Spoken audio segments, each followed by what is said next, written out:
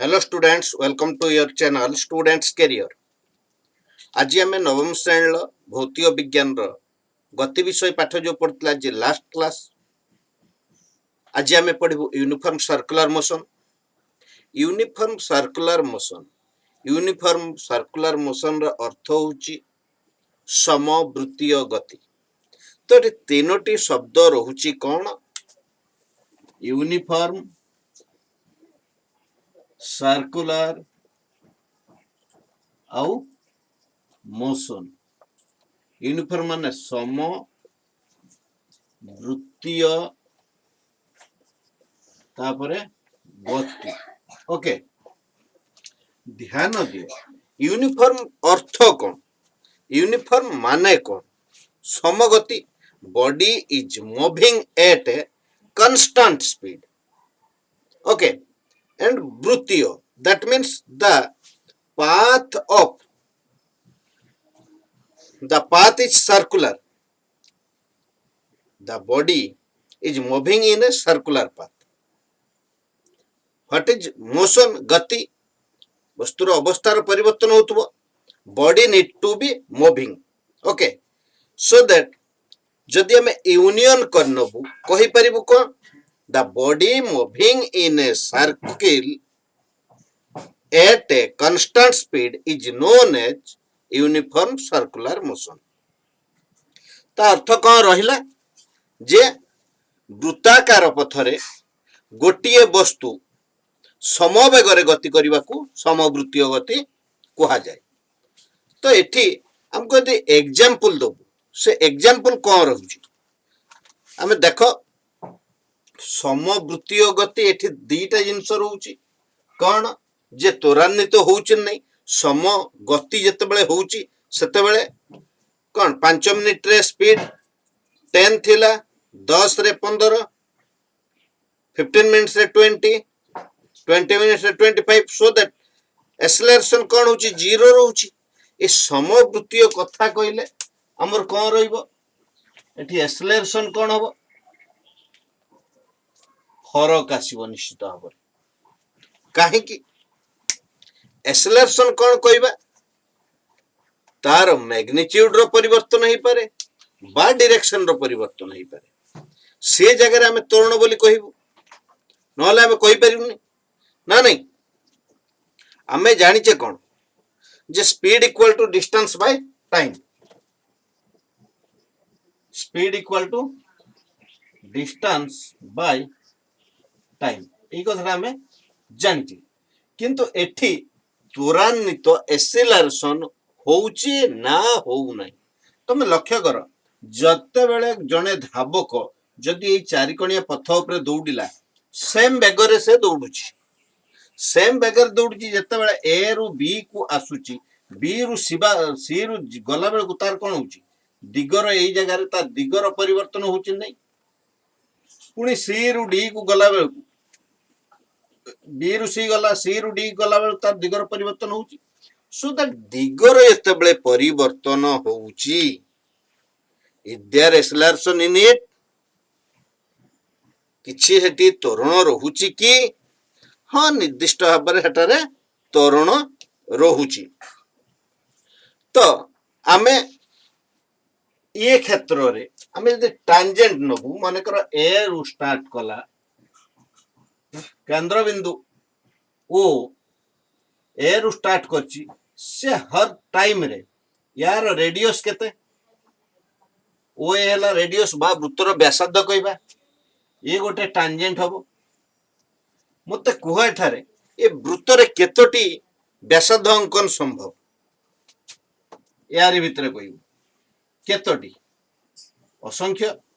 So that एठी मध्य असंख्य स्पर्शक हेई परिबो, असंख्य टांजेंट हेई परिबो। सो एवरी मोमेंट रे कोन करची, एवरी मोमेंट रे से ता दिगो चेंज करची। लक्ष्य कर वर्तमान से कोन करिवो, गोटे स्थान रु बाहरला से मूव कला माने बर्तन उत्तर को देखला, पुणी मूव कला, आउ टिया कॉर्नर को गला, पुणी मूव कला, पश्चिम को देखला, पुणी मूव कला, दक्षिण को देखा गला। जेता मूव करची एवरी समय तार डायरेक्शन चेंज होउची नहीं। नहीं, देखो गोटे तो फैन बुलुची हैला, फैन बुलला बेले कौन हुए सी मनकर तुम एक नंबर रे देल प्रथम कम स्पीड था 2 3 नंबर 4 नंबर जिते देल कन्स्टाट स्पीड है कन्स्टाट स्पीड हेले से कन्स्टाट स्पीड रे बुलचिन नहीं सो दैट त्वरण लाभ करुचे ना नहीं हालांकि सेठी तार मैग्नीट्यूड समान रहउची किंतु डायरेक्शन चेंज होउची ओके तो ये जगह रे मनकर तुम देखिच सूर्य चारिपटे पृथ्वी बुलची पृथ्वी सूर्य चारिपटे बुलची से जगह रे पृथ्वी रो कोन रहउची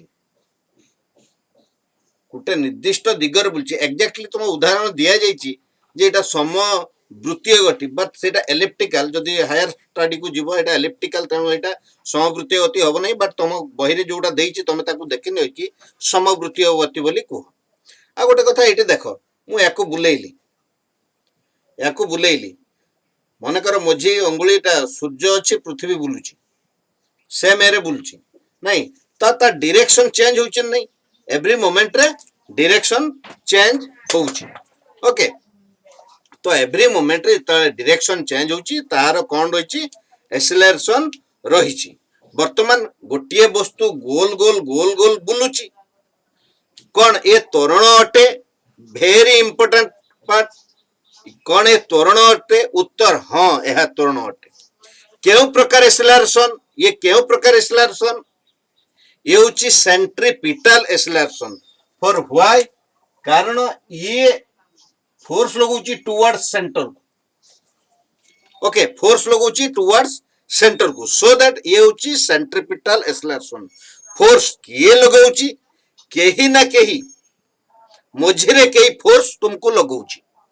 केउ आड़ को लगाउची टुवर्ड्स सेंटर लगाउची एते कथा तुमे भलो भाबरे ध्यान दबो गोटिए वस्तु गोल गोल घुरुची कौन ये त्वरण अटे हाँ उत्तर ये त्वरण अटे केउ प्रकार एक्सेलरेशन सेंट्रीपिटल एक्सेलरेशन किए लगाउची केही ना केही मझिरे लगाउची केउ आड़ को लागुची टुवर्ड्स सेंटर लागुची हैं एथिरु कौन हुए लगातार तार परिवर्तन होउची वर्तमान सेंट्रीपिटल फोर्स रो फार्मूला तुम सिलेबस रे नाही ओके हायर क्लास रे तुम पढिबो तो किछिटा उदाहरण तुमको सूर्य रे दे देले तमे देखछो कि बोरिक एटॉमिक मॉडल ले कोन थिला न्यूक्लियस थिला एठी कोन प्रोटॉन न्यूट्रॉन अछि या भितरे कोन थिला positive negative charge eighty positive charge थिला चार्जलेस और इलेक्ट्रॉन थिला एगुडा कोन इलेक्ट्रोस्टैटिक केही ना केही फोर्स द्वारा से कोन होउची इलेक्ट्रोस्टैटिक फोर्स द्वारा से उडिको बांधी के रहउचंती वर्तमान तुमको लिनियर इक्वेशन आउ uniform circular motion linear motion and uniform circular motion रे जदी हमें कोन करिबा डिफरेंशिएशन काढिबा कोन हबो लिनियर मोशन रे the direction of motion does not change motion रो लिनियर बोले सरल लै की करे मोशन रो डायरेक्शन ता चेंज हुए नहीं but the direction of motion change continuously in circular motion okay so in linear motion direct रे कौन हुए motion is not accelerated but in uniform circular motion the motion is accelerated तो very important एट तमे linear motion आउ uniform motion रे तमे कोन करिवो डिफरेंशिएशन दे दबो the direction of motion does not change the direction of motion change continuously in circular motion the motion is not accelerated the motion is accelerated okay एठी आउ गोटे कथा आछी जेतले वृत्त कथा कहूचे तुमको speed equal distance by time लिख देली तो ये कौन आसुची जदि यार व्यासार्ध कौन होची आर होची ता टोटल डिस्टेंस केते रहइबो वृत्तर परिधि रहइबो कौन 2 pi R by time T time रे रहइबो ना नहीं तबे 2 पाई आर बाय टाइम रहइबो एटा कौन एटा होची वेग v 2 पाई आर परिधि टाइम t एति करू हमें करी पारिबा बट एठी तमे चाप कथा जानतलो मने कर एटा एक चाप एल या चार दिगर के डिग्री एंगल सृष्टि हबो 360 डिग्री एंगल सृष्टि हबो तबे वन कंप्लीट रोटेशन टा के रहइबो 360 डिग्री वन कंप्लीट रोटेशन एटी कोन रहइबो मनका वृत्त एटी केते रहइबो 360 डिग्री 360 डिग्री केते रेडियन 2 पाई रेडियन साधारणतः जो एठारे आमे थीटा नो कोण को सदा जमते एल्जेब्रिक रे नो एक्स कोण को थीटा नो ये थीटा टा कोन थीटा हला एंगुलर डिस्प्लेसमेंट माने कर एठु एतिक थीटा ये एठु एतिक स्थान विस्थापित करछि तेनु थीटा को कहबा थीटा कोन कहबा एंगुलर डिस्प्लेसमेंट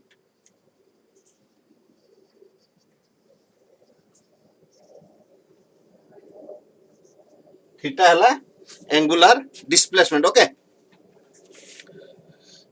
एंगुलर डिस्प्लेसमेंट आउ एंगुलर वेलोसिटी याकू हायर क्लास रे पढ़िबो एंगुलर वेलोसिटी याकू ओमेगा रे निया जाय हला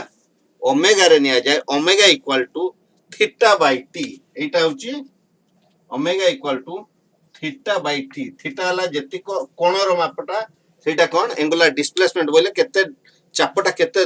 दूरता से अतिक्रांत करछि ताकू नबा एवं per unit A J displacement होबो एटा पर यूनिट टाइम रे नबा सेति पय होछि थीटा बाय टी बोली नै नेले यार यूनिट होबो कोन ओमेगा आउ कोन थीटा होबो यार हैला आउ थीटा ता सदा बेले रेडियन रे निया जाय थीटा ता सदा बेले रेडियन रे निया जाय सो दैट ओमेगा जो रहिला ओमेगा हैला रेडियन बाय सेकंड ओके ताकू कोन निया जाय रेडियन बाय सेकंड रे काहा को निया गला काहा को ओमेगा को निया गला वर्तमान तमे relation between the linear and angular quantity जते बेले देखिबो सेते बेले तमे पाई रेडियन रे नै कि सदा बेले करिवो कारण फिजिक्स रे जते बेले निया जाउची एकक थीटा कोणर एकक को सेते बेले सदा बेले रेडियन रे निया जाय हमें लास्ट क्लास रे किछि क्वेश्चन थिला तुमरो से क्वेश्चन गुडा को हमें वर्तमान देखिबा आलोचना करिबा देखो लास्ट क्लास रो प्रश्न थिला VT ग्राफ रो क्षेत्रफल कोन सूचाए एहार यूनिट कोन VT ग्राफ रो क्षेत्रफल कोन सूचाए एहार यूनिट कोन यार क्षेत्रफल कोन सूचाए एक नंबर रे त्वरण यार SI यूनिट कोन मीटर ओके दुई नंबर एहार माने कोन एठी x एक्सिस अछि y एक्सिस अछि एटा उटा स्ट्रेट लाइन अछि एहार माने कोन y is directly proportional to x कारण ये थिला स्वाधीन चल ये सापेक्ष चल ये आपरे डिपेंड करे तेनु y is directly proportional to x x बढ़ले y बढ़िबो ना नहीं या को लिनियर इक्वेशन भी कहा जाए कोन कहा जाए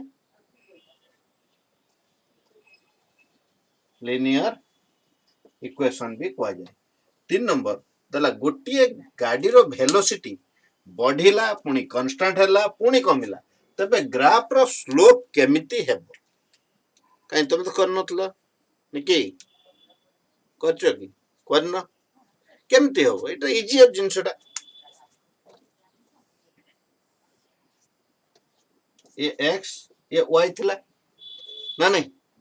से कोन कहिची वेलोसिटी बढ़िला कांस्टेंट हैला बोले x सहित कोन पैरेलल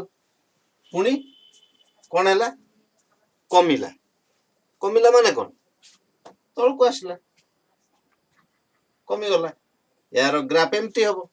ओके बट आमे आजी जो समवृत्तीय गतिरु गोटे देटा न्यूमेरिकल आमे कसिबु देखो ओके तो ये प्रश्न दुईटे रहिला नेक्स्ट क्लास को तमे मते जणैबो कमेंट रे लिखि जणैबो आंसर कोन रहउची न नेक्स्ट क्लास रे मैं आलोचना करबा से पर्यंत रहिले थैंक यू।